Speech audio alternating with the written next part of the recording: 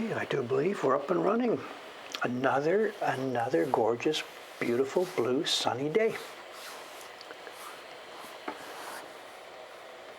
It's going to be my kind of winter, hopefully. Good morning, good morning. I think I've got the camera a little bit crooked this morning. The rocket seems to be taking off a little bit tilted. We've got a tilted hover today. Sorry about that. I don't really want to go outside there and fix it. It's all right, Ari.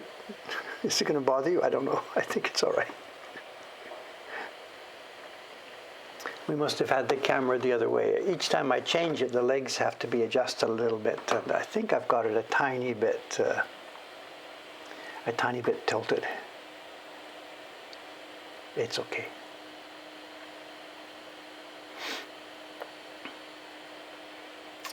Drama, drama, drama. Okay, good morning, gang. Hi. It's going to be a carving day today, of course. Same sort of stuff. Paper is out. There's two of them up there. There's two of them up there today. It's, who's up there? Dei-chan, she's working on something. I don't remember what she's working on. Oh yeah, she's still working on the skijo print. She's been working on that one off and on in the interstices of doing other jobs, and she might be finished that soon. Then Ayumi-san is up there. She's doing another batch of Patreon chibis. Might be the final batch of Patreon chibis.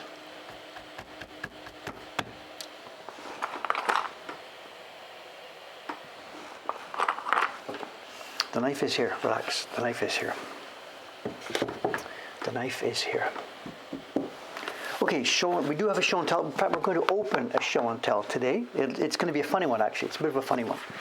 And there's no way I'm going to open that on the stream. Absolutely. Everybody go surf.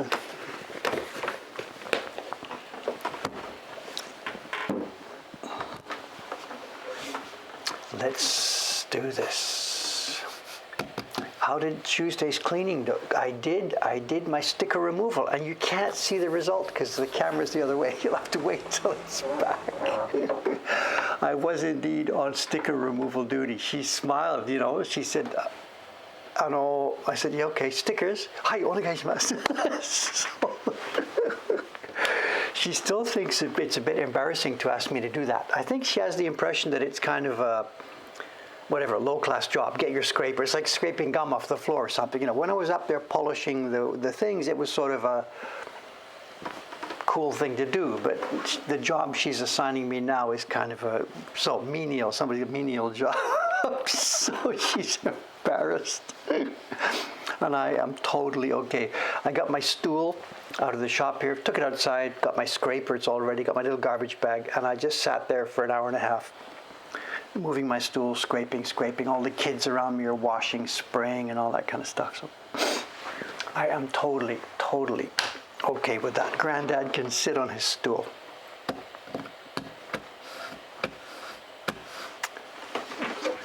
Karen, did you do that when you were here? Did you join the group one day? I don't remember. So...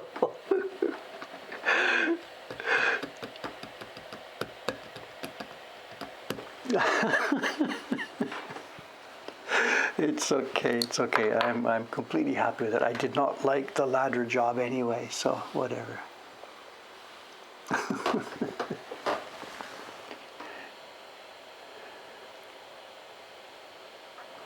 I guess it's the time of year when there's time changes now all over the world, and I think, if I'm not getting it wrong, Europeans now are finding this stream a little easier to see. I guess we're an hour earlier for many people in Europe. I don't know about all of them. In America, I think it's coming next week, is it? The time change? In some places, yes, some places, no. So I think if it's the coming up weekend is going to be our time change. Not my time change, your time change. So, whatever. So, Karen, that was your first day. We put you out of the street. So.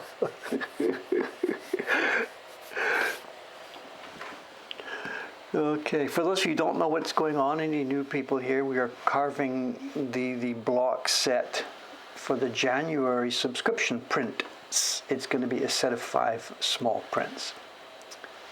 And progress has been a bit slow so far because there's been a lot of other stuff going on, but it's coming along. It'll be a set of 5, and on the same block as it, oh, you can maybe see some hints of a design there. On the same block as this, there were 5 prints, which will be the February design. You can see some rough sketches there, if you use your imagination. Can you see what it is? We'll save it for later, it's okay.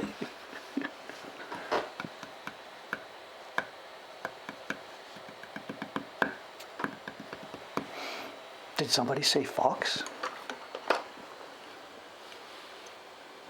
Okay, let's do a bit. Let's do a bit.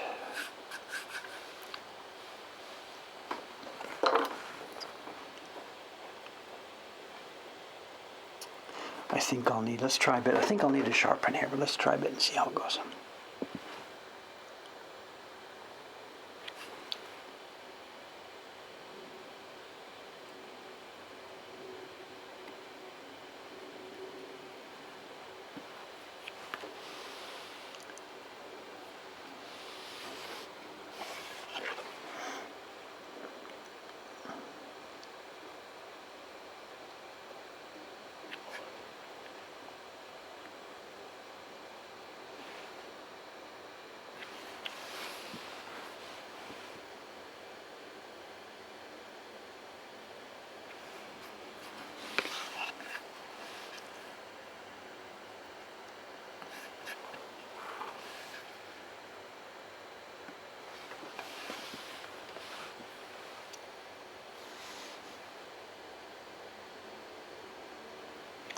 It is beautifully warm here in Tokyo as well today. You know, I think my machine said 20 degrees when I woke up.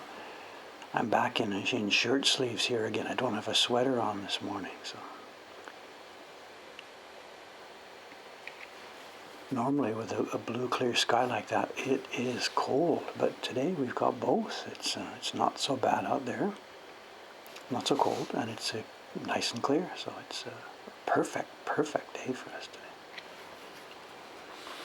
If I didn't have to sit here and work, I'd be out there on a walk. I'd be on that riverbank walking down to the port, I think. But today, just too many things going on here. Too much to do. The real priority for me now has got to be video. I've got the next script halfway worked out, and I've got to get a video up before YouTube abandons me completely. So it's been, I think, 3 months.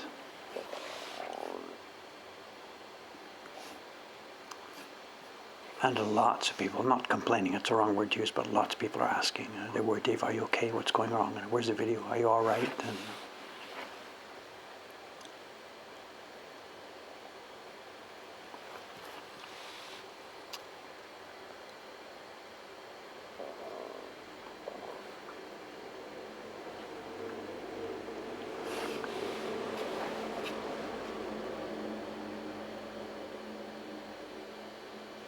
part of the problem, of course, is that I'm double dipping right now. I'm doing Cameron's job as well as my own job, and it's not too bad, actually. They were still sort of in the Christmas rush, so there are lots of orders, but it's not too bad. And I am learning a lot by doing this, you know. Already yesterday, together with the OME staff, we had a bit of a huddle, and we made some changes in the software yesterday. Now that I'm doing this job myself, directly hands-on, a lot of things are clear to me that I intellectually understood before. But now that I'm doing the job myself, some things are quite a bit different from what you thought they looked like when you're the programmer. So we've already made a bunch of changes in the software, and when Cameron gets back, he's gonna, what did you do while I was away? You know?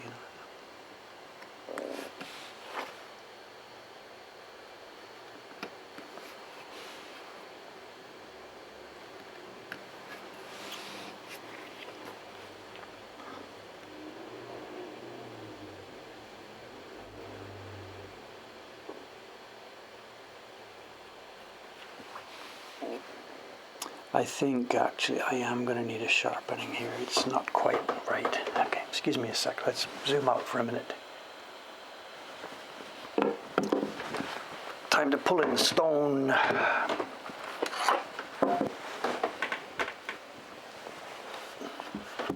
It's not broken, but it's it's not. What's the word? It's just not sharp enough. That's all. So excuse me a second.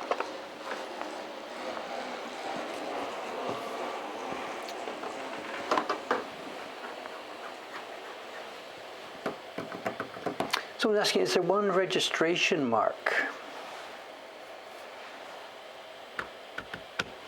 Yes, it's one registration mark. We are going to print the block like this. There's a registration mark. The corner is here, and the straight line is here. And we will be printing one sheet of paper with 10 small prints. They will be chopped up after it's done. But yes, it'll be one sheet of paper with 10 prints. And our printers are nervous about this because the scale is very, very, very small, and they're really, really worried about registration issues. But I am confident that they can handle it. So it's no more difficult than the registration on any one of our other prints. Just it's visible in a lot more places. That's all. So.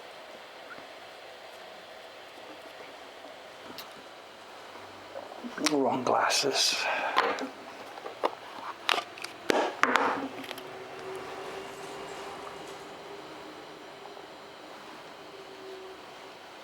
Are we visible here?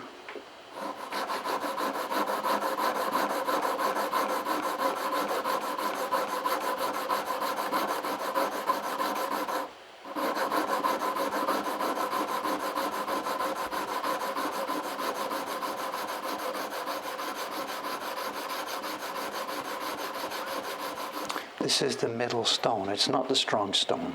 The tip is not broken, so we don't need to take off a whole bunch of metal.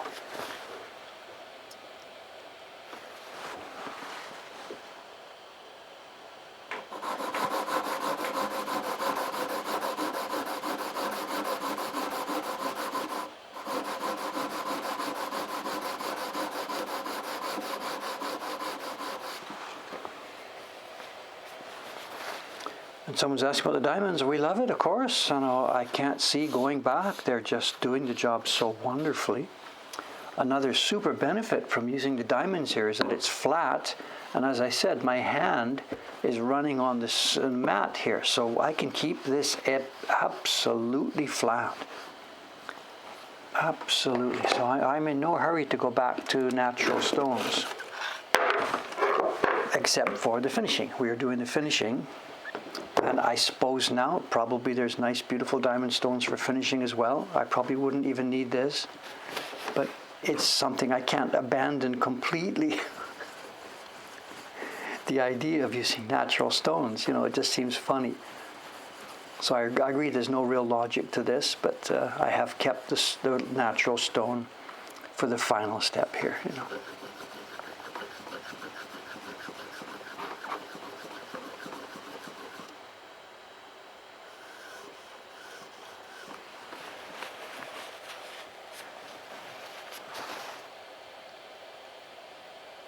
I think we are now okay. It just needed a touch-up.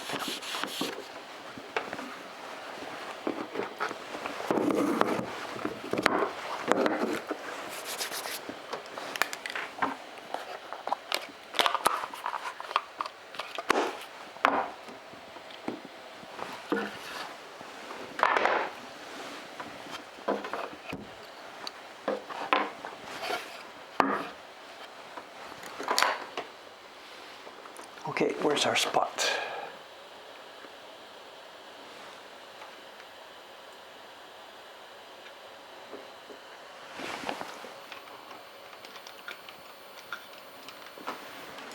Somewhere around there.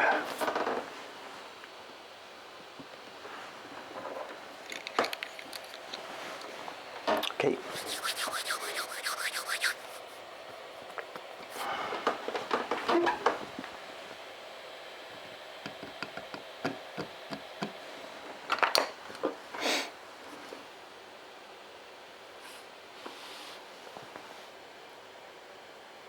Yeah, much better. I shouldn't have even questioned it.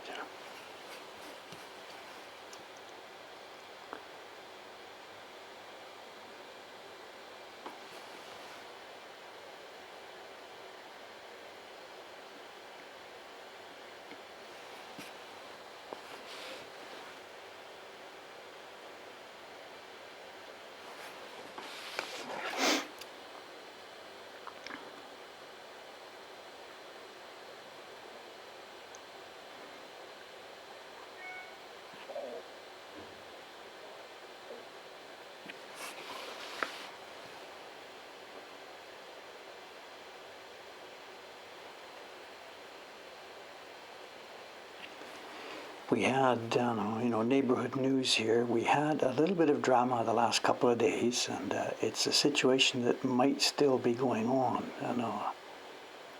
Today is today's Thursday.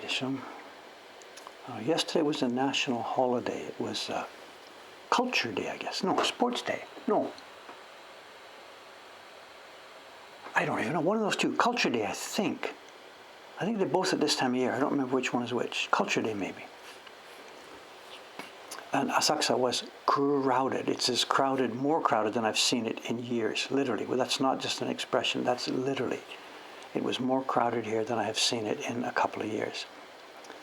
Huge number of people, families, young people out for a stroll, out for a drink, out for whatever, So. And across the street, the Ninja place, they were doing business all day long because there was lots of families. And the boys from the Ninja place they're pretty aggressive in their sales pitch. They come out into the street and they pitch directly to the kids rather than the parents. And I don't myself dig that, but whatever, that's what they're doing, trying to get their business going. And those of us here in the neighborhood, myself and a waiter from the oyster shack next door, we were sort of hanging around outside quite a lot because we were waiting for something to happen. And a bit of background here. Today is Thursday. They were closed Tuesday. And during Tuesday, while they were closed, we had a visit. We, meaning they had a visit from a couple of patrolmen. The police came for them on Tuesday. And because there was nobody there, because they were closed, the policeman chatted with neighborhood people here. I myself didn't talk to them. I avoid wherever possible. I'm a foreigner living in Tokyo, so we avoid the police wherever possible. They chase us enough. So whenever they're around, I don't go out of my way to talk to them. But the waiter from the oyster shack here next door, he and I were chatting outside when the police came, and he went over there to chat with them, and they were looking for the Ninja people, and he must have told them that it's Tuesday. They're closed. They're closed Tuesdays and Wednesdays. So they chatted with him for a while, and then the neighborhood head man came over, saw the chat, and came over to see what's going on. That's sort of his job. And I heard third hand from them later that there have been complaints about the Ninja place, specifically two things. There's been complaints about the yelling and shouting, the bad language, and the screaming that goes on during their little acting sessions. And there's also been a specific complaint about the sword play. They are pretty aggressive with playing outside with swords. And as you saw a few days ago, or a couple of weeks back on this stream, he grabbed his sword and brought it outside and, slashed around for a while. And that's kind of bothering a bunch of people here. I myself haven't made a complaint. I'm not the one who phoned the police on this, but there have been complaints. So anyway, they came on Tuesday to investigate, to find out what's going on. So all day yesterday, while this was going on, while the action was going on, we were sort of waiting. Me and the guy from the waiter from the oyster shack, we keep peeking outside. We're both busy, but during the day I peeked outside. Are the police here yet? Are the police here yet? So, but they didn't come. And I guess that's because he had told them they're closed Tuesdays and Wednesdays, but they were open yesterday because it was a holiday. So I guess today's the day. I don't know. They're going to get their visit sometime today. So I will try and, keep away from this. It's nothing to do with me. But,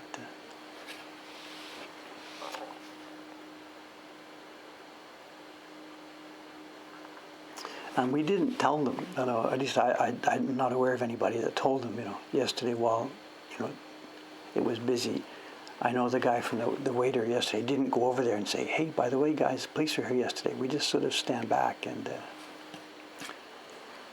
see how this plays. It's none of our business,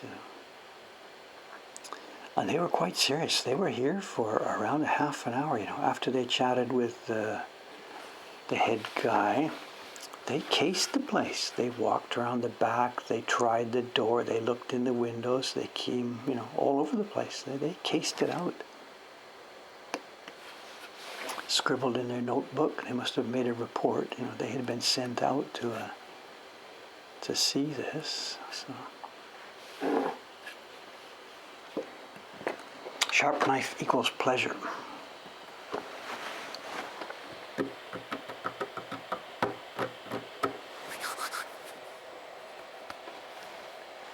Actually, John's saying this isn't their only location, but we were chatting with them the other day. After the cleaning happened on Tuesday, the boy came around, actually. They were closed Tuesday, but the boy who's been doing the swords, he came around to help with the cleaning on Tuesday.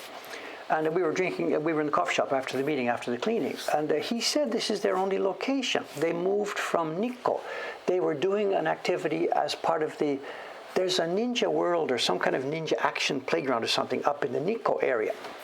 And he said that's where they've been for the past couple of years, and they've now moved down to Asakusa. And he said this is their only location. So I don't know, John's found something similar or something. I really don't know. No idea.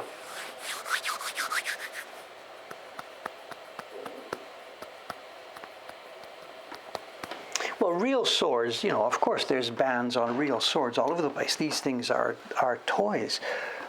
They're not plastic, they're actually metal. So I don't know from anything here what's the rules, and maybe we'll find out today what's going on. I don't know.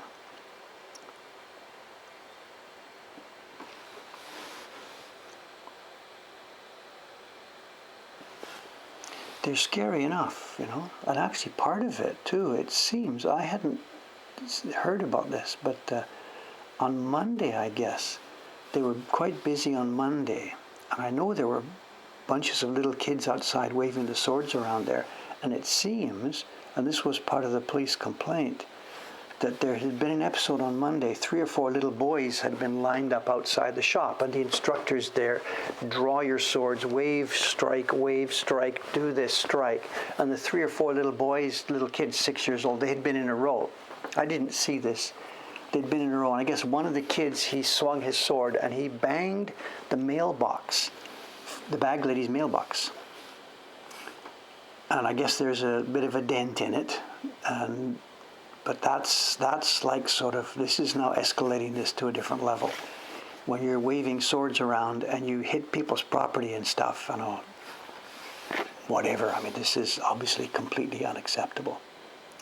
And somebody, we presume it's her, but I don't know, somebody made the complaint about this. So this is one thing, the police inspected the mailbox, they looked at it, made notes in their notebook and stuff like this, So I don't know, from where I sit, those guys, I think, their business model is going to have to be in for some adjustment. I don't know.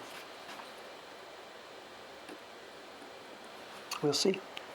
So that's our action from Asakusa this week. So,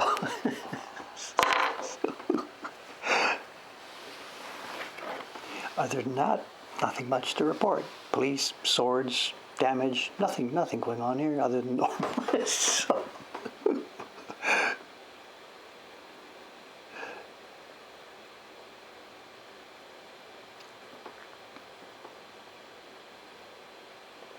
other than that, Mrs. Lincoln, how was the play?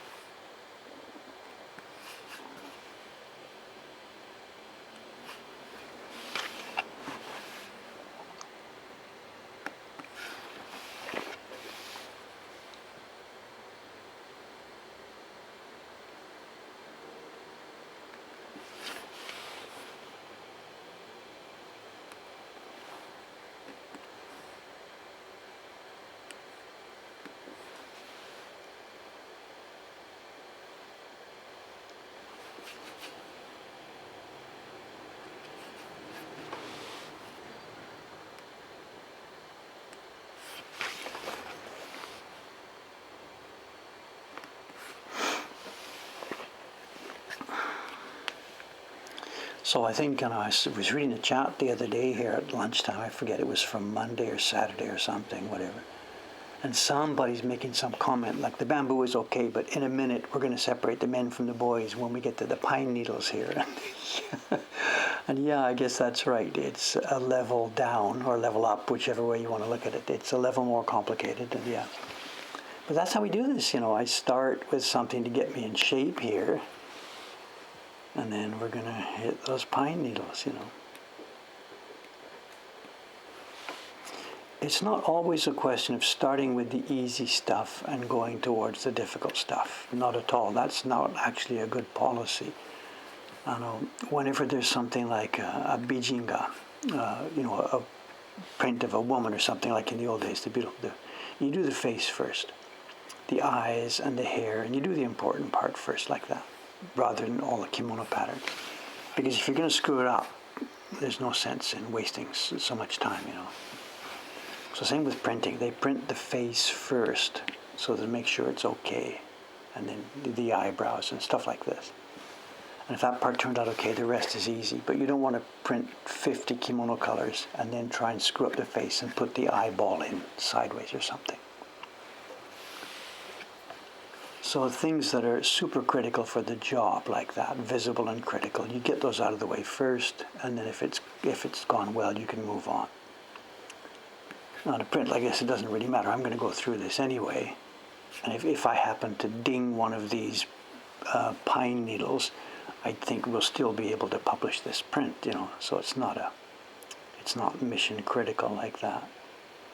And for me, I'd rather warm up, get going on the lighter part of it, so that I'm in good shape and good condition for something like these pine needles.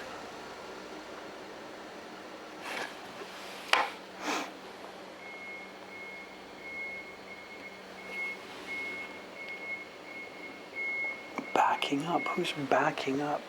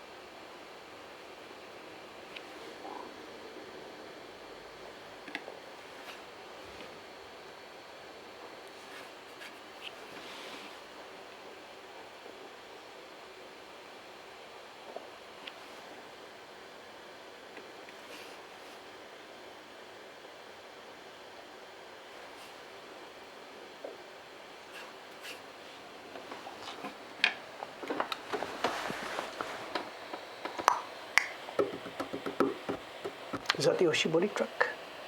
No, I don't think so. That's that's a vegetable delivery to show. That's not the Oshibori truck, I don't think.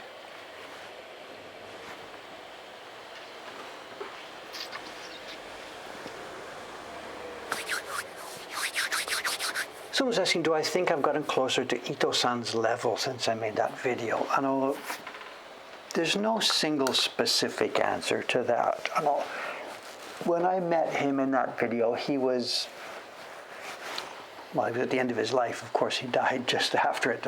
He was at the end of his life. So he was a guy with a huge amount of experience and a huge amount of skill. He wasn't actually at peak anymore. He had really, really come down.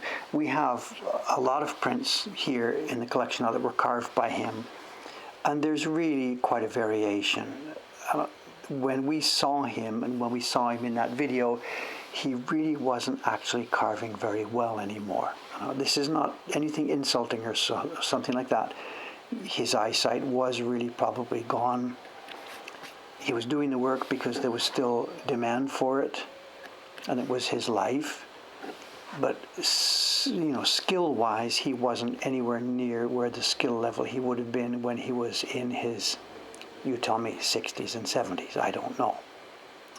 So can I carve as well as Ito-san was carving? When we saw him there, yes, I know the block we've got here, that TV block and other work we've seen, some of it is actually pretty rough. So, it's not really a fair comparison. Dave here is now, where am I on my journey? I'm pretty sure, of course, I have peaked. I'm not now doing work as good as I did, I guess, some years ago. It's eyes, it's age. Whatever, it's a complicated question, isn't it? He was a really, really good carver when he needed to be. He didn't always feel he needed to be, so he did, careless, quick work sometimes as well. That was his generation, the way they did it. We sort of don't do it that way. We try and do careful, neat work all the time, even when, whatever, it's supposed to be not needed. But so no easy answer, During his life, he did some real cool work. He also did a whole bunch of hack work. We don't really do hack work as part of our jobs.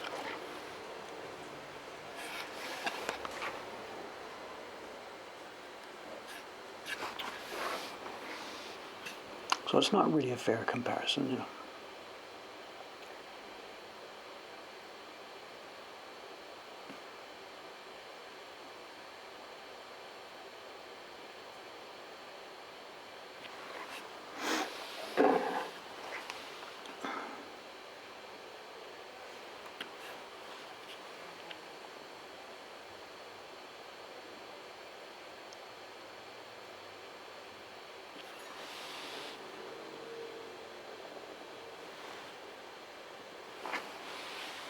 But he was clearly way, way, way more experienced than me. That's something that can never be changed, He was at this before the war, came back to it after the war, and just worked steadily as just a carver for so many years.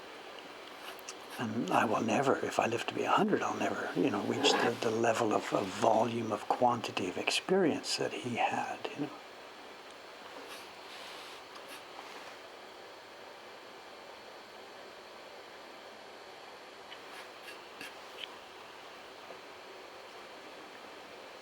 Now, here we go. We're going to have these pine needles, and the question is, of course, I need needles, 1, 2, 3, 4.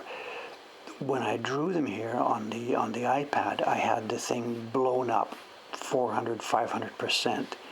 And these needles here, they have a little bit of a curve. They have a little bit of shape when you look at them through the microscope and in the way that I drew them. Can I actually carve that? I don't know. Let's look at one of the originals just for a second. How much curve and taste are there in each one of these pine needles?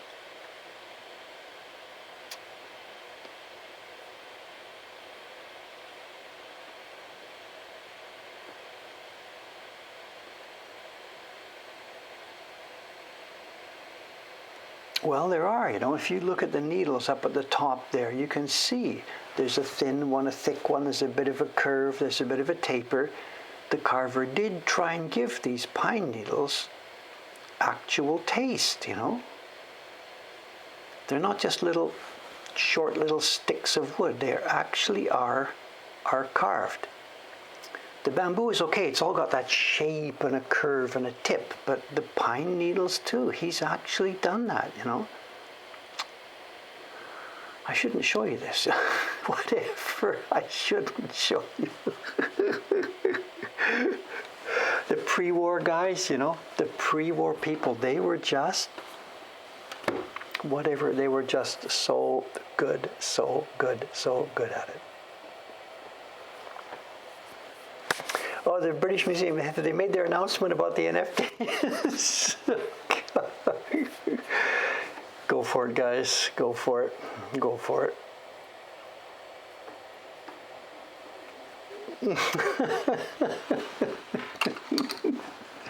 I shouldn't have showed that. Here we go now. So, okay, whatever. Do what we can do. do what we can do, you know. I don't know. I know absolutely nothing about who that was, the carver of this print. It was just, literally, just another workman. Specialized in these small prints, absolutely, but just another workman. Come, carve, grab a smoke, take a lunch break, go home at the end of the day, or maybe worked at home already, I don't know. Carve, smoke, carve, smoke, carve, smoke, you know.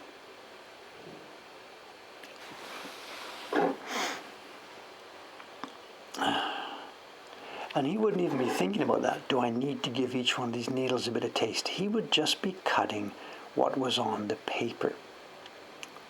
None of that was his choice or his taste or his feel, you know. He was just trying to cut what he saw on the paper.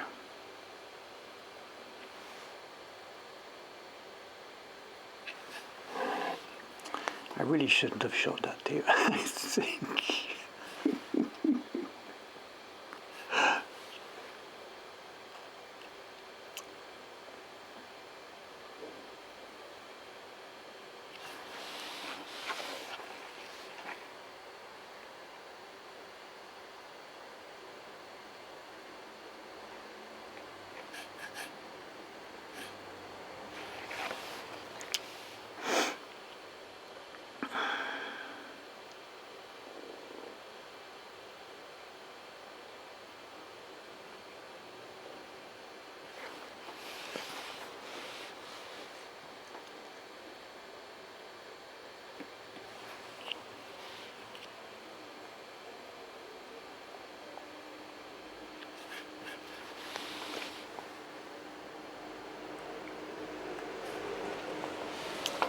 Not to mention as well that he would have been 50 times faster than me, of course. You know, he's not rotating the block, he's just sitting here, clap, clap, clap, clap, clap, clap, you know.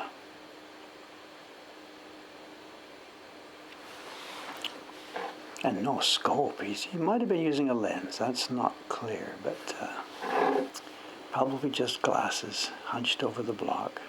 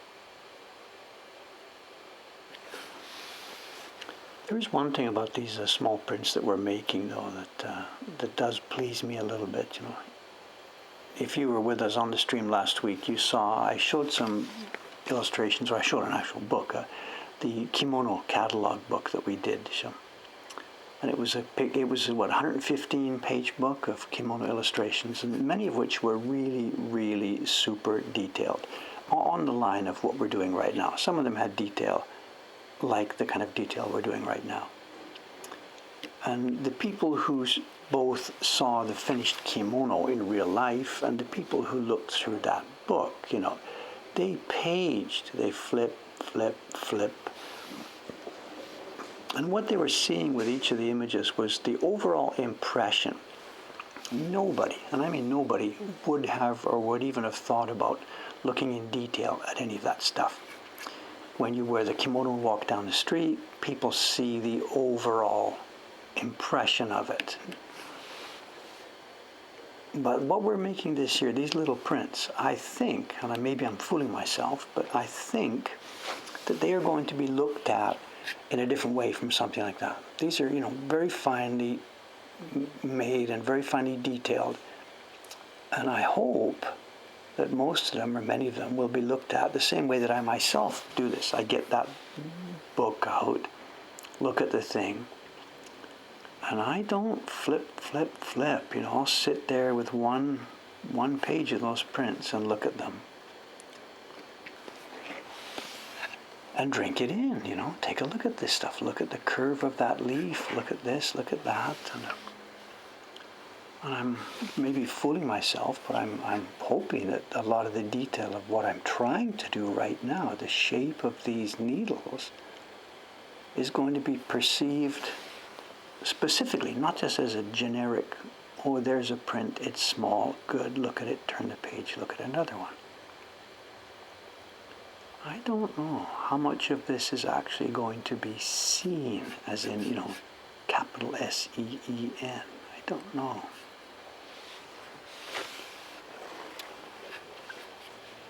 And maybe too, maybe none of it. Maybe it's just the impression. Oh, tiny cute print, good. Next one, tiny cute print. Wow, next one, tiny cute print. I don't know.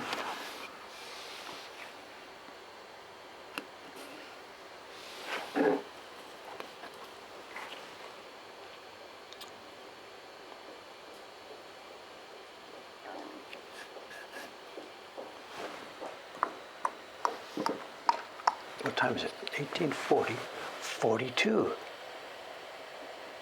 I'm getting that now. 8:42, I'm getting that. I think we have a new one. I think we have a new shoe lady. You've seen her, but I haven't seen her. I got my head stuck in this thing. I don't see her. I hear her go by. I don't see her.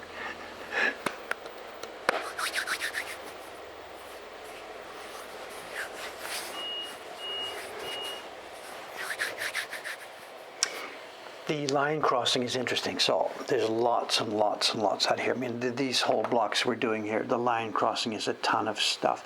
I know.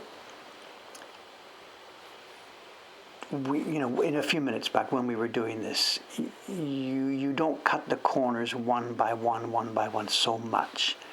We'll try and cross the lines. Whenever there's a joint here, I'm going down here, I've got to cut a little bit deeply here, and I lift up. The knife comes up, plunge, up, plunge, up, plunge. So the depth actually is different here, even though I'm cutting straight down.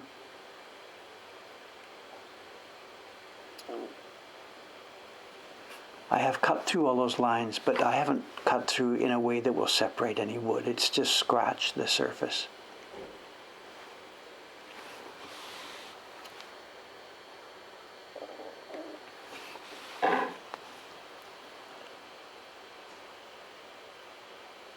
If we were working at a larger scale, it might be easier to see, but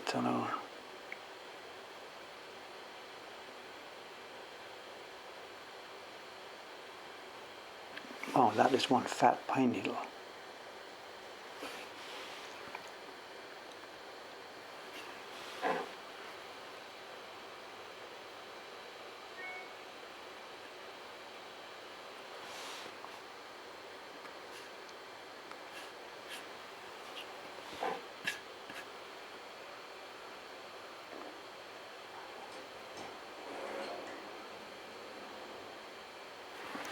That truck is hanging out there. I thought he usually comes and goes in a few seconds, this guy. It's a vegetable delivery man, right? Well, that's the Oshibori truck behind him. I see. They're stacking up.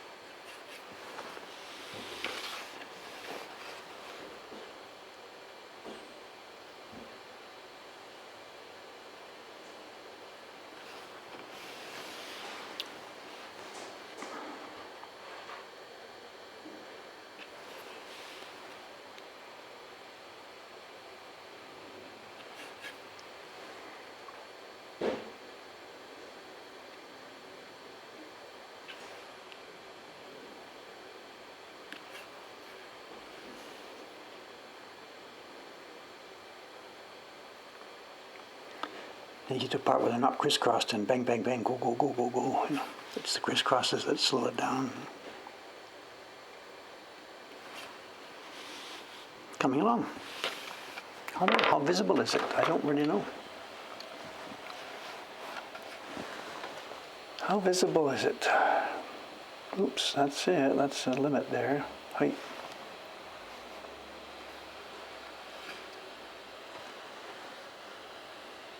It's even hard to tell what part's been cut and what part hasn't.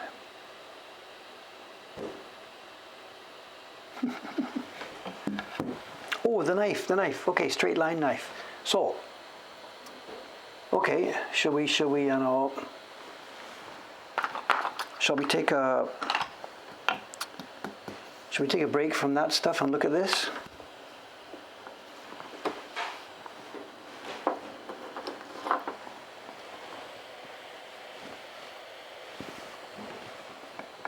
The straight line knife. I know there's an embarrassing part to this story, you know.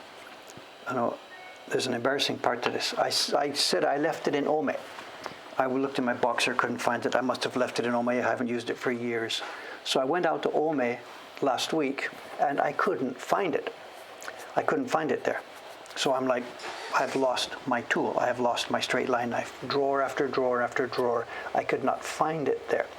I come back here, what am I going to do? What am I going to do? Have I got something else I can use to sort of make a new one? I dig into my box here, my very carefully curated section of tools, and it's in there.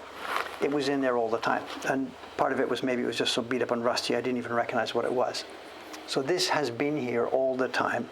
I cleaned it up. It hasn't been used in years. I cleaned it up. It's at the end of its life. You see the mark, the stamp mark, and what it is, it will have been a knife blade that was at one time much, much longer.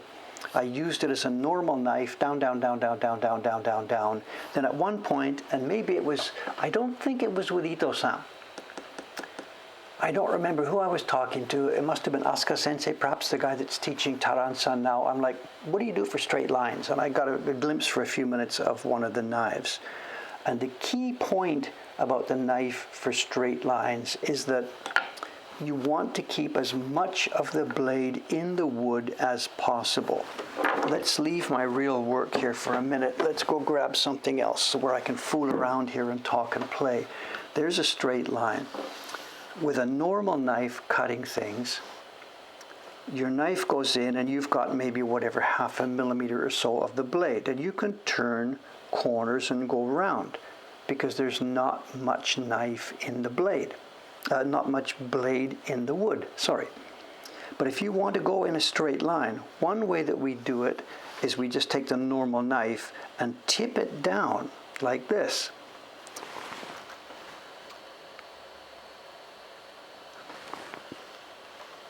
To help go in straight lines, you can do this. You can tip your knife down, and as you move forward, you can see what's going on. More of the blade is in the slot. More of the metal is in the wood, so it doesn't want to move side by side by side. It helps you stay in a straight line. And the knife blade that we've carved to do, the knife blade that we've sharpened to do this is this kind of a shape. once this goes into the wood and gets pulled along, you can't turn corners. I mean, you've got to be going in the straight line to start with, but once you're in there, this one does not turn. It just stays right as you go. And we use it with a ruler. If you want, what's the word? I don't know, mechanical lines, architectural lines. In the old prints, when there was a building, you used a ruler for the building part of it. If you just wanted a straight line that was part of something else, maybe somebody's holding a stick or whatever, you wouldn't use a ruler for it. But for straight lines, you used a ruler. And the way you do it is you put something on the back. I'm using a metal ruler here, but I've stuck on the back, I've stuck some double-sided tape, and then I have taken away the sticky. So it's the thickness of double-sided tape here. And what that does, it does two things. It makes the knife not slide around so that when I'm pushing against it, it doesn't move. And it also lifts it up off the surface. I'm trying to find a place here. Sorry, trying to find a place. The knife is now lifted up off the surface of the wood, and there's a gap. The tape underneath is on the wood. Then the knife is lifted up. So I can put my blade in here without chipping it against the metal. I'm on the wrong angle. Let me just try and get this here. Whatever.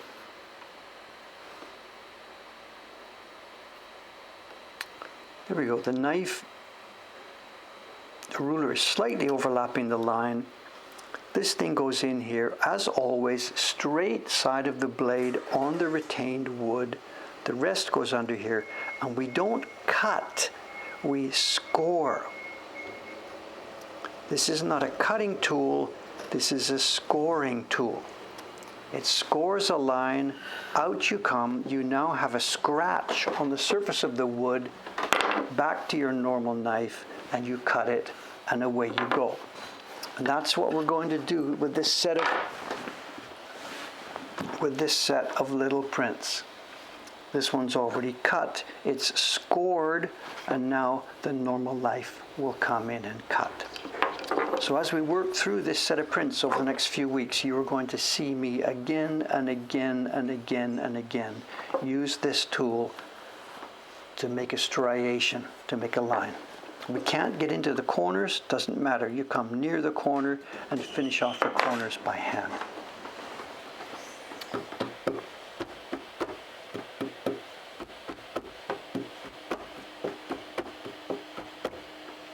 And you got one chance. You cannot go back and make another pass.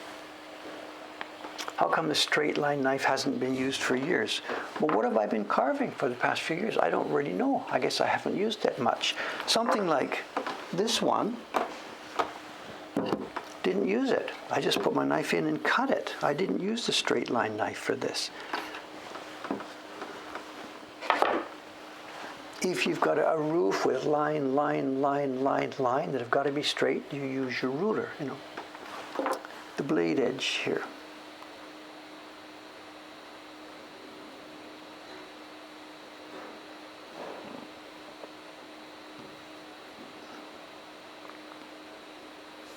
The reason you're seeing a funny angle here is because the blade that this is made from has not got a flat surface. It's got a flat bottom and it's got a tilted top. So when I took my file to take away the top, it left a funny angle here. So there's nothing strange about that angle. It's the end of the blade we're talking about.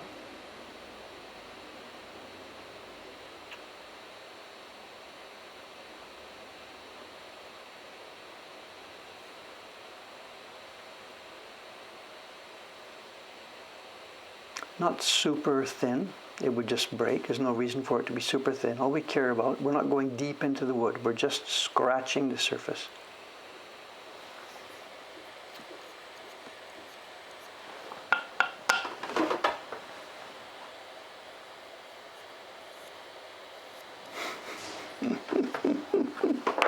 What is somebody typing here? Milk instead of water to thicken nori paste. I don't know what that's all about. Milk instead of water to thicken nori paste. I don't know. I've never done that, and this is not what I was talking about last week. The milk we were talking about last week was nothing to do with thickening anything.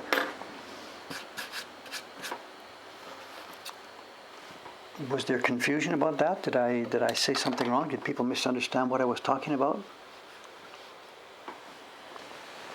with last week's milk?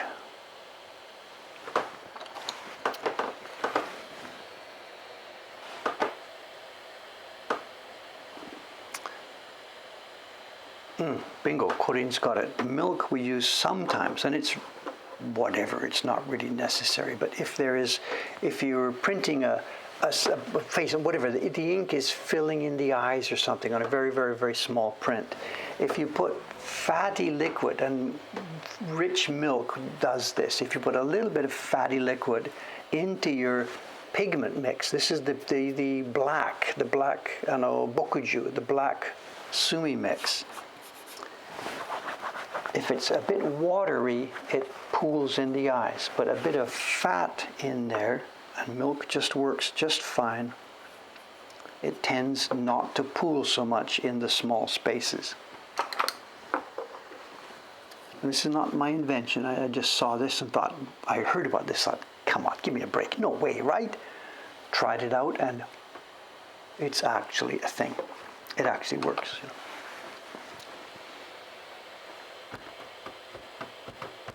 And now we've forked this, and now people are putting milk in their nori paste. I don't know. You did not hear that from me. Period. Period.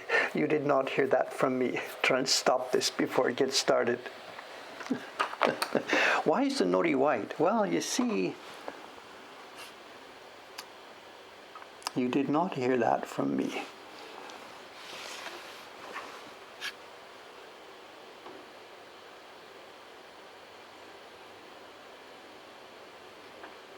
But the knife, it was here in my box all the time,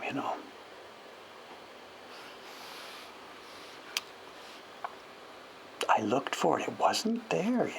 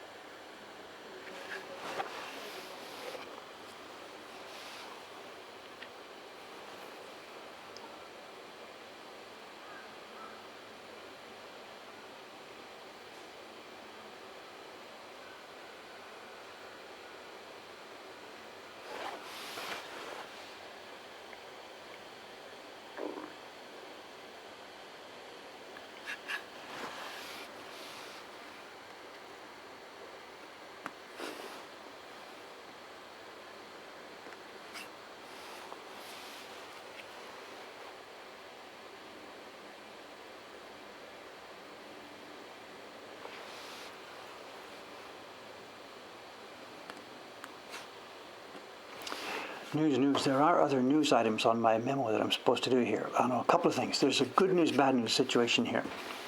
Those of you who are collecting some of our subscription prints, the last couple of years series, we've had real trouble getting the boxes, the kiribako, the Polonia boxes for them.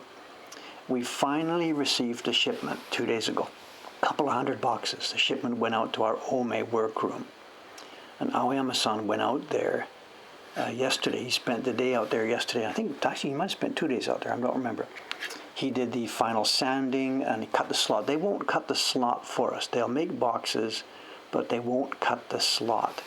So we have to do that. And then he had to lacquer the stands.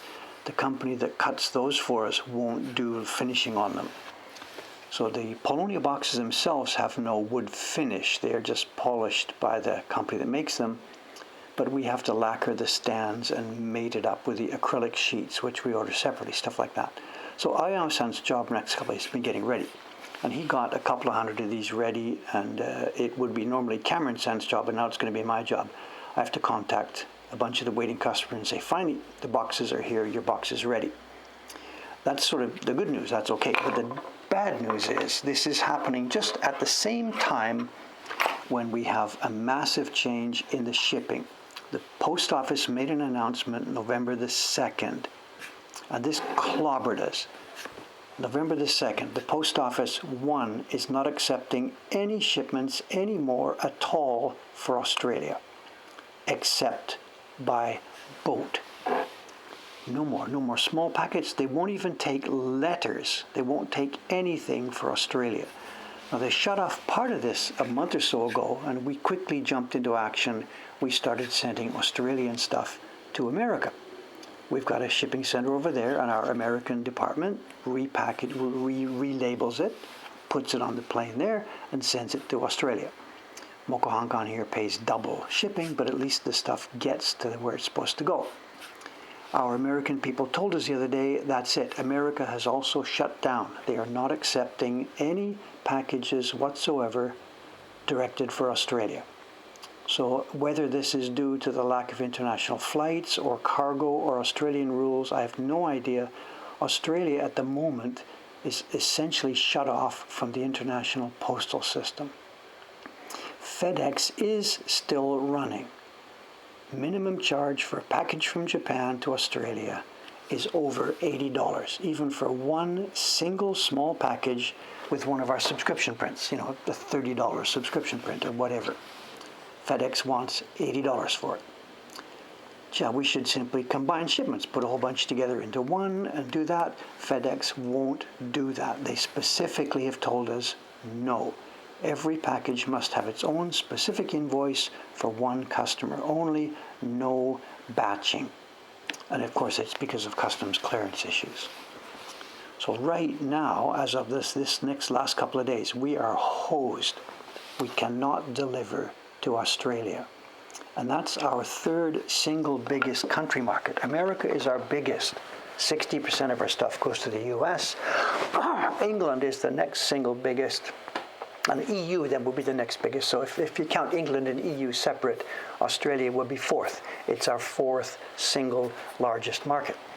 And this is against, I see in my newspaper, they're opening up, finished their lockdowns, opening up, blah, blah, blah, blah, blah. Tell me about it. No idea. John's asking, can't we put it in one box and identify it as a wholesale shipment? Who to? It has to be as one shipment to one place, and that person then pays import duties on it. It doesn't work. It works for America because America is a free, open country, and Jed over there, we send our stuff to Jed, they don't pay import taxes on it. FedEx delivers box for Jed Henry, and inside it are 600 prints to 600 different people. The U.S. Customs doesn't care. Box for Jed Henry, open it up, he sends it out. Every other country on the planet, England, France, Germany, Canada, Australia, New Zealand, Customs wants to know everything that's in there. We got to pay duty on every item, and you can't batch it. America, because it's the land of the free and clear and easy, it works for us. So whatever, there's this plus minus about America. We tried. With Europe, we tried to set one up in Germany.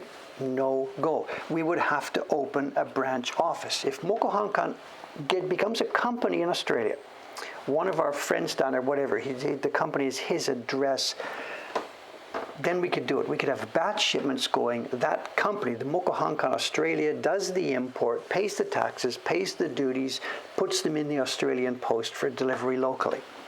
And then 2 weeks later, the post office opens up again. I can't go to all that time and trouble and expense. I can't do that.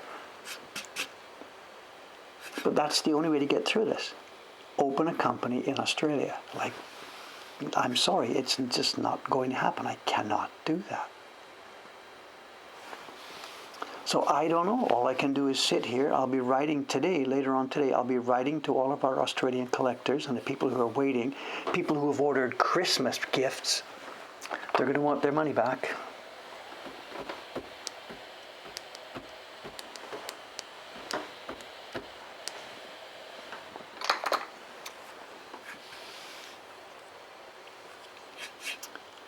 As I said, FedEx and companies will take to Australia, but not on the batch basis that we need to do this. One by one, of course we can ship $80 for every subscription print going to Australia. The FedEx guy will happily come and pick those up. They won't let us batch. We have tried, we've asked, we've talked about it.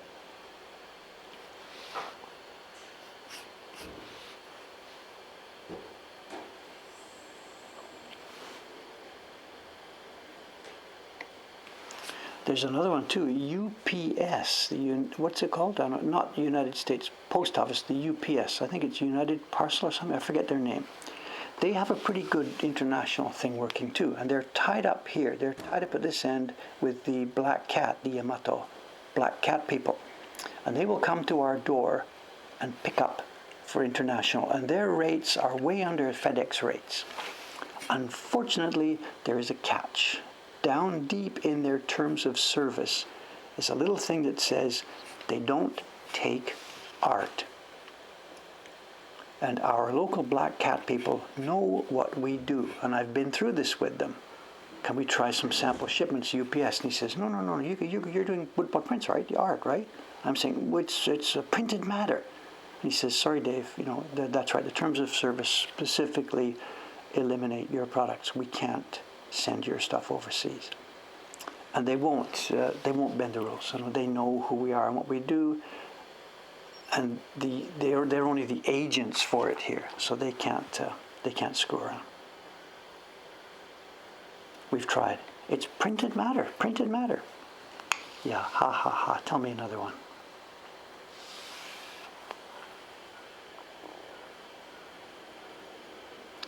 So I don't know, Australians. I don't know what you're doing down there, but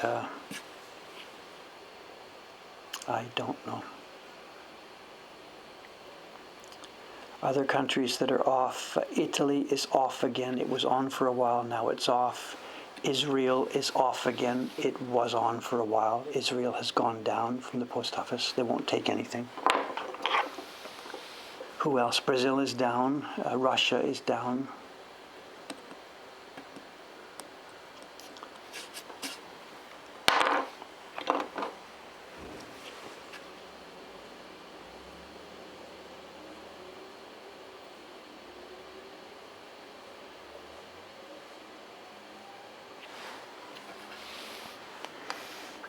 So whatever, what can I do?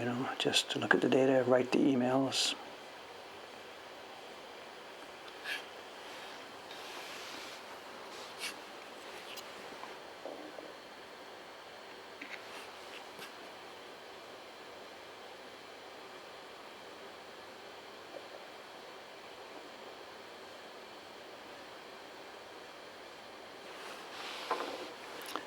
And then just watch the data.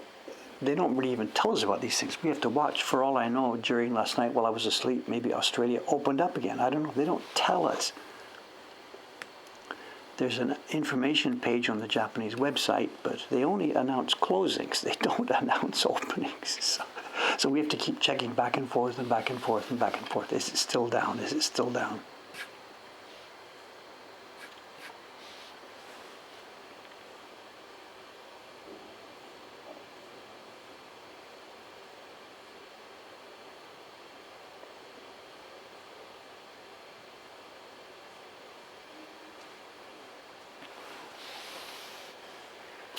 Are we okay for time? Is my buzzer buzzing? I don't know. 9:11. We're okay. A couple more minutes.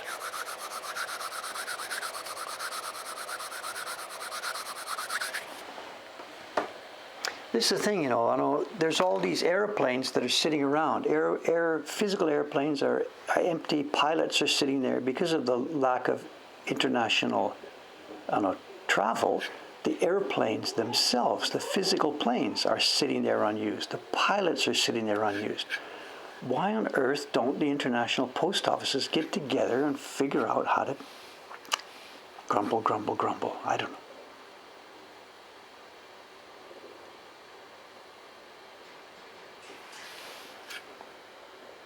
Especially at this time of year, demand is so high.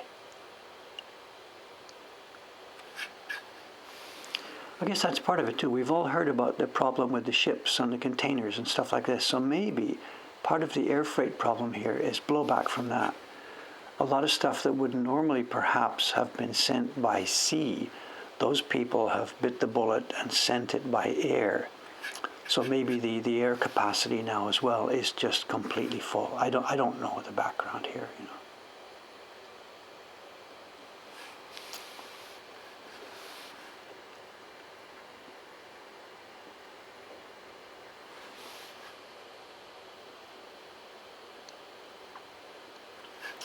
And this is really our only other business model, with the store.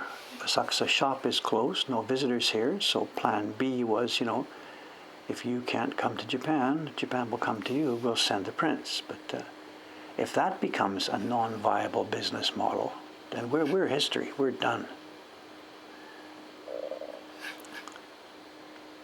Because one thing Mokuhankan can't do, we can't move to an all-digital model. Well, that's the end of the line for Dave. If we shut the shop here, quit making prints, I can do YouTube videos. Fine, wonderful. So that's our all-digital business model. I don't know.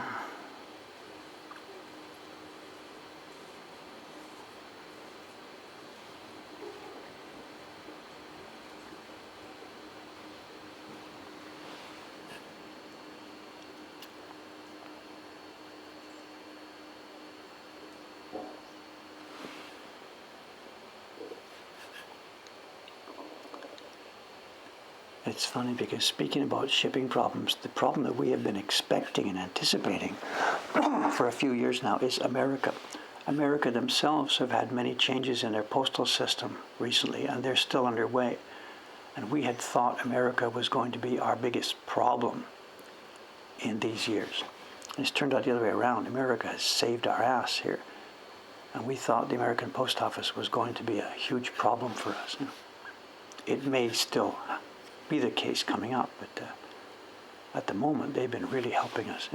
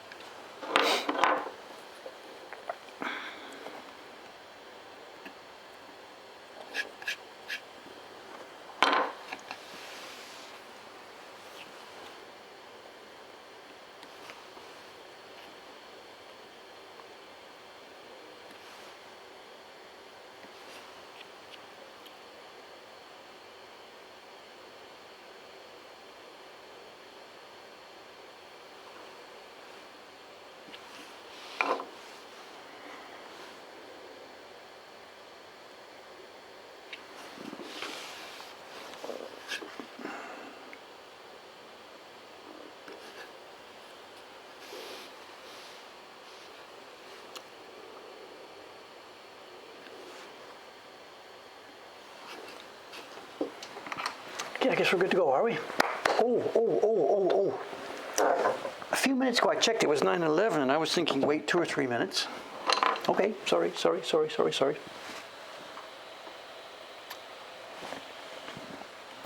The buzzer is broken. Send in the ninjas. Are they open? The ninjas are open up there, it looks.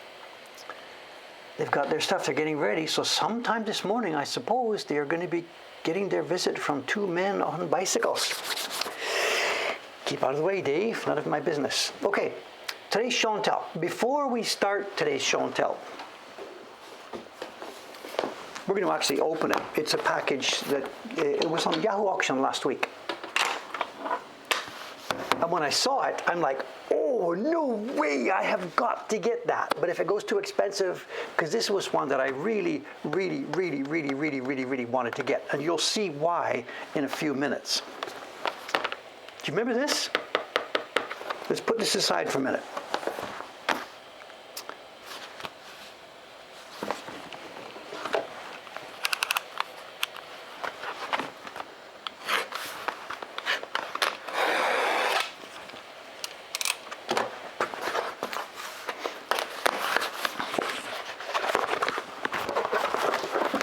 Do you know the expression déjà vu? Deja vu, deja vu, deja vu all over again. You know that expression. At what point will your deja vu kick in?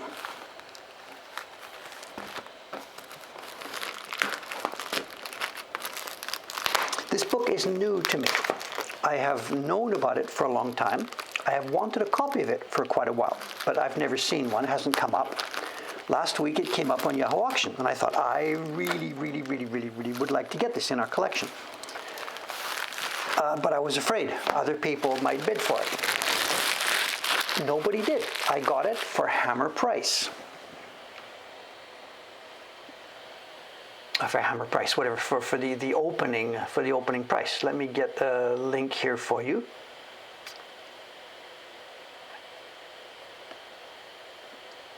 Rakusatsu Mun. Purchased prints. Where are we here?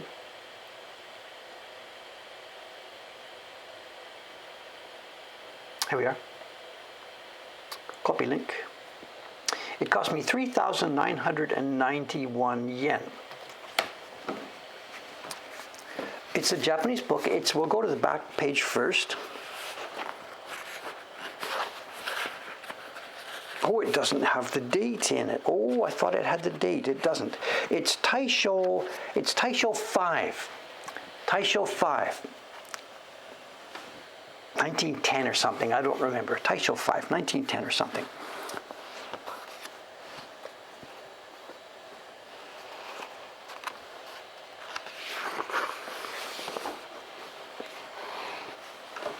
It's a reproduction book. Taisho era reproduction book. It's not an original work from the Edo era. It's a reproduction of an ehon, a book that was published in 1772, just before America was created. The version you're seeing here is the 1916 version of it. And as you can see, it's ladies doing silk production. Have you seen this somewhere before?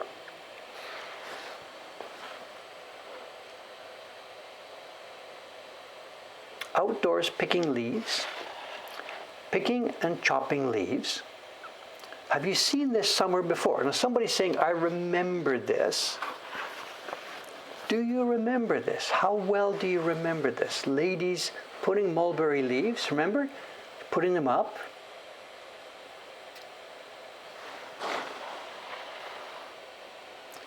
Well, I can tell you, you haven't seen this before. You haven't seen this. What you have seen, let me zoom out for just a second. What you have seen was this. Do you remember the stolen library books? You remember the stolen library books? The very first one we looked at. There's 3 of them altogether. We've seen 2 so far. I have a 3rd one in reserve. The stolen library book that we first looked at was a set of prints about ladies working in mulberry, picking leaves. It was a set of 12 prints, brushing them off into a tray, the eggs,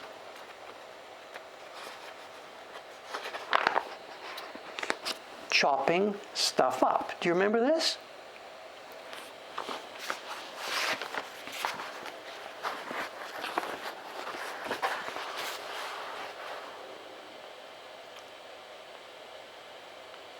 So we have here a lady chopping, a lady in a basket, and a lady putting them into the tray. We have here a lady chopping, a lady putting them into the tray, and a lady in the basket. We had a lady with a feather.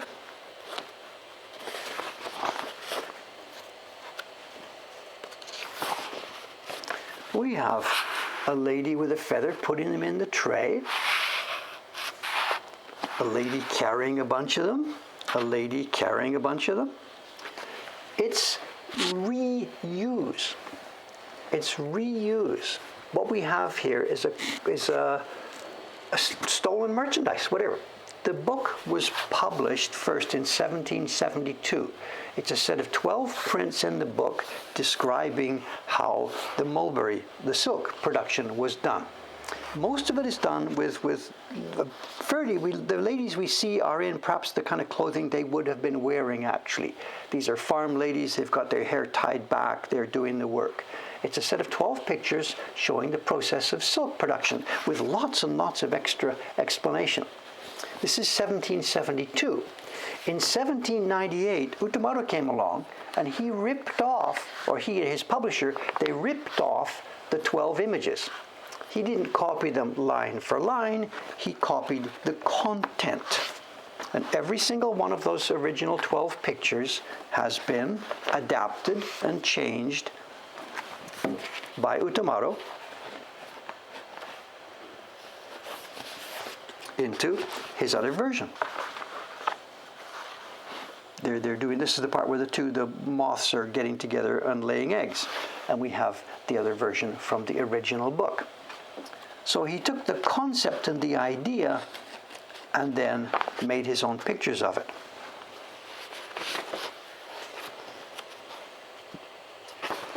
And we know that there was no question that he had seen the original, because the Utamoto versions published in 1798 had the same text at the top. They ripped off the text word for word for word and put it in their prints.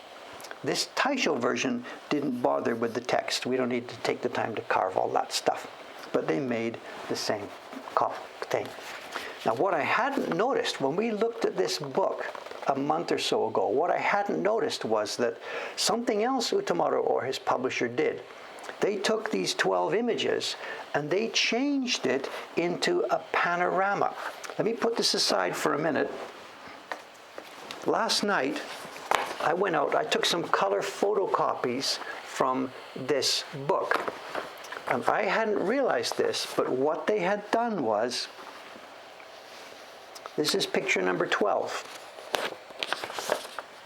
It fits together with picture number 11.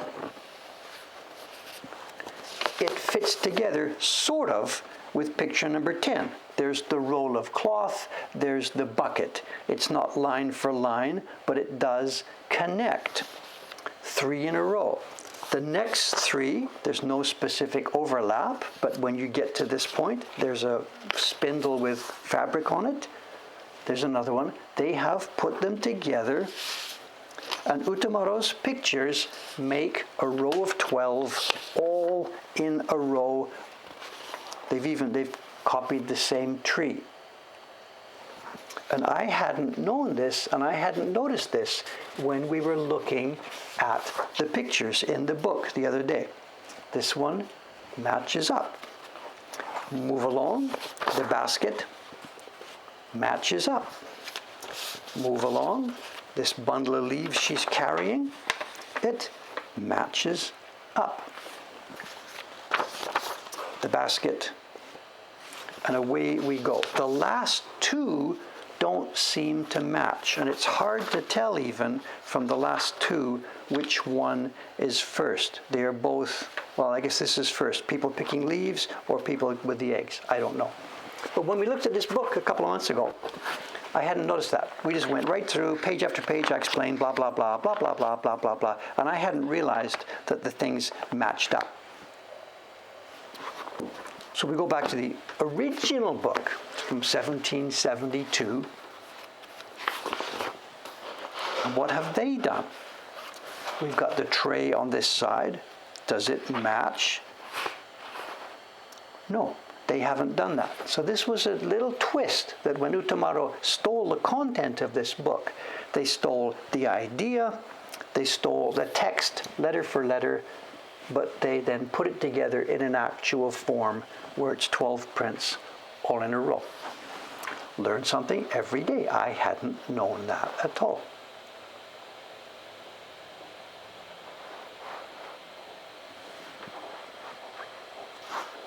I guess if you Google this, if you Google around, I don't know, Utamaro silkworm production prints or something, you'll find lots of images of these. This one it's a combination. It's two designers. It's Katsukawa Shunsho and Tao Masanobu. They collaborated on a number of different books, of which this is one. And to my taste, this is much, much, much more attractive. The carving and printing are softer. The designing is softer. It's a little bit more old-fashioned. I more appreciate the more realistic approach. Instead of having Yoshiwara courtesans pretending to do this, these are actual farm ladies actually working on this. And the color palette is soft and smooth. I much prefer these prints.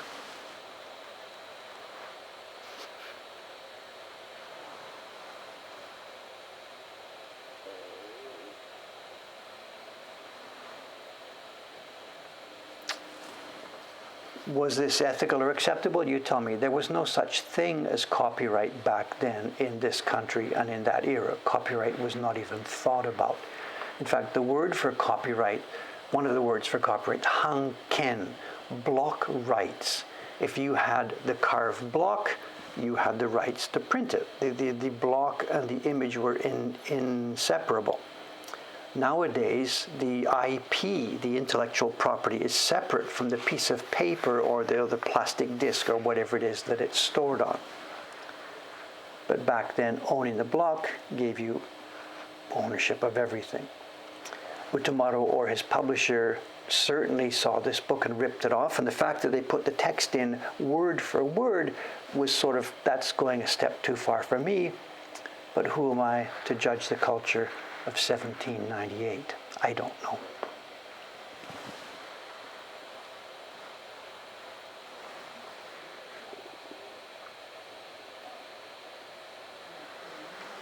And blocks were sold. No, they were an article of commerce. A publisher would commission a set of blocks, print some stuff from it. He's got his local area, and once he sort of sold to people there, it was common that he would sell the block set to somebody down in, say, Osaka or Kansai, or Nagoya. And a publisher down there would then use the same blocks, pull a bunch of prints, and sell them in the local market. So blocks themselves were an article of commerce to these publishers. This is chiri. Look at this. Look at this. Chiri in the paper.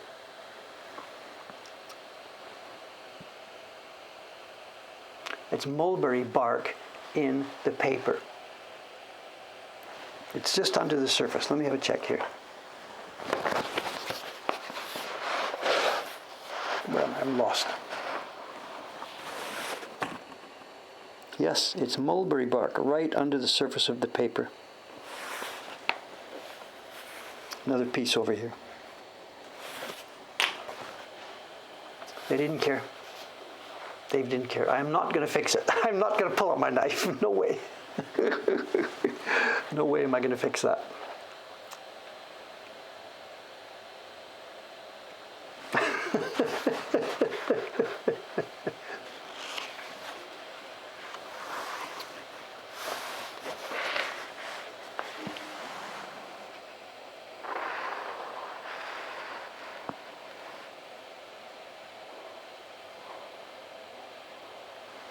Yeah, there's a meta level to this, of course. The book we are looking at right now is made on paper, made from mulberry trees. And I am told, actually, that it's a different genre of mulberry. The mulberry that they use to pick leaves to feed silkworms is a different mulberry than the mulberry that they used to make paper, I'm told. And the two industries were completely separate.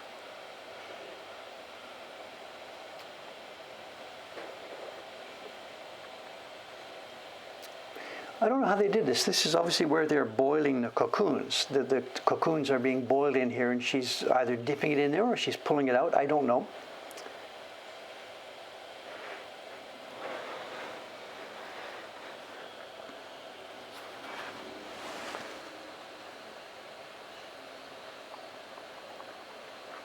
These are much more attractive prints. They're in a very old-fashioned style. This is the perspective, the path going into the background, that sort of thing. This is the style, 1700s. So this is around the end of the 1st century of ukiyo-e.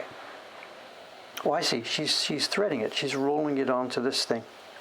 So she must be unreeling. There's a cocoon in the water which has been softened up, and she's literally unreeling the silk onto her machine here, right from the water. Interesting. So you're unreeling it right from the boiling water.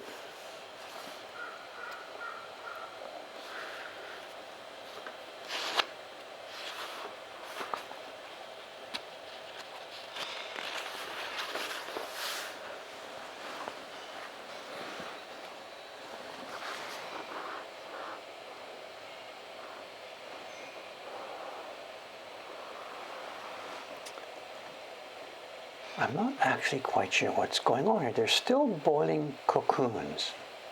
And these women seem to be flapping stuff at the flames here.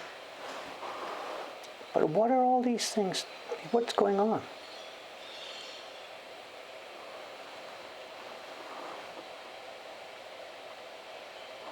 I have no idea what's going on. Well, they're posts. There's posts in the ground. And they're stretching these little fabric things on there. This woman's hanging some up. We have some more here in the basket. I haven't the slightest idea what is going on here. They're stretching something. But yet it's still at the cocoon boiling stage. Or are these two jobs unrelated? I'm sorry, I don't know.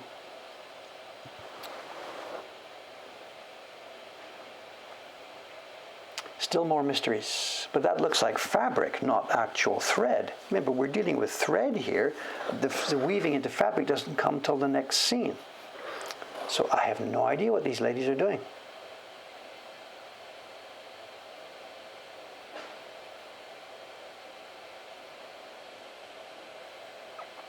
Maybe those are skeins of thread. The thread has been rolling onto those things. So what we're seeing here is not a piece of fabric, but this is a skein of thread, all rolled up, and they're stretching them. So this is thread, not socks. And then it goes to the next stage, and now, of course, we're getting it warmed up. I don't know. I'm the last guy to ask about this. And then here we are. Look at this. We have the kimono catalog. Where have we seen this before? The kimono catalog. And the salesman.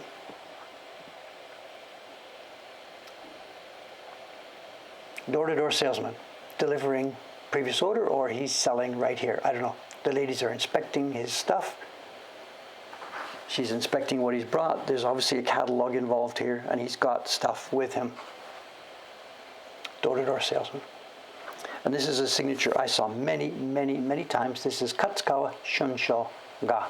This is Katsukawa Shunsho, the same guy who drew the designs from my 10-year project of making poets prints. So I feel very much at home with this stuff. Okay, there we are. A little bit of deja vu, and a little bit of borrowing, remix, reuse. What's the expression? It's been going on for hundreds and hundreds of years. So it was a skein. Okay, good. I wasn't wrong on that. Good. No details here from me. Okay, here we are. It's Thursday, 9:36. We'll be back again. I will be back again Saturday morning. You know exactly what I'll be doing. Carving pine needles. And in the meantime, today I'm going to try and concentrate on my work while I wait for the men with bicycles to show up. I don't know. None of my business. Keep out of the way here. So, another beautiful, beautiful day here in Asakusa. Okay, gang. Thanks for hanging out for a while. I am now going to get back to work here. I'll see you again in a couple of days. Oh, there they are. No, nobody out. I'll report back on Saturday if anything has happened. Okay. Thanks for watching. Signing off. See you in a couple of days. Bye for now.